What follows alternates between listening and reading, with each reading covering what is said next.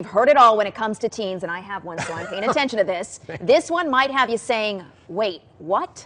The new methods teenagers are turning to get that quick buzz is pretty scary. Reporter Elizabeth Irwin is here with the straight story. Oh boy, Elizabeth. I've got to tell you, Steve and Catherine, two things I never thought would appear in the same sentence: tampons and vodka. Do I have your attention? Good, because if you're a parent, you really need to hear this. Quicker high, they think it's going to last longer, it's more intense. This is not isolated to any school, any city, any financial area. This is everywhere. When we heard how kids are getting drunk these days, we thought, no way. So we hit up the experts to find out if it's an urban legend or if it's legit. There's been documented cases of people going to the hospital with alcohol poisoning just from utilizing it that way. Officer Chris Thomas spends his days patrolling the halls of a Valley high school. He's heard firsthand how kids are getting tipsy. What we're hearing about is teenagers utilizing tampons, soak them in vodka first before using them. You heard right.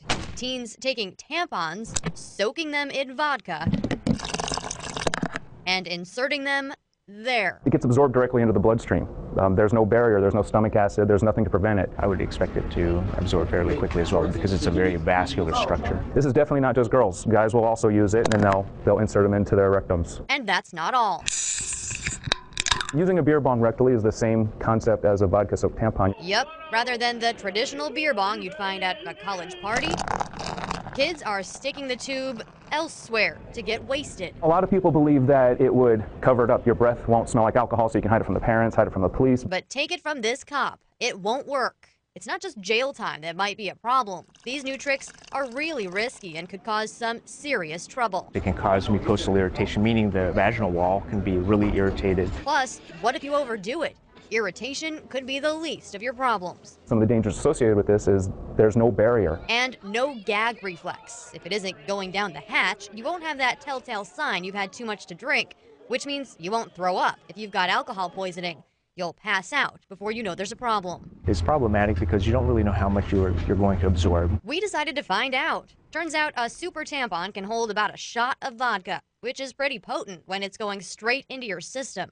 If a person does pass out or lose consciousness, healthcare professionals won't necessarily know, that they have to look in those areas, and that may delay treatment. Okay. If I'm a parent of a teenager, what can I do to make sure these are used for the job they're intended, nothing more? Well, then you need to get involved. Stop being your kid's friend and be their parent first. And one more myth we want to take care of. Kids apparently think that getting drunk that way means they'll pass a breathalyzer test because they didn't actually drink the booze. Not true. The test checks out what's in your bloodstream, not what's on your breath. Back to you. Very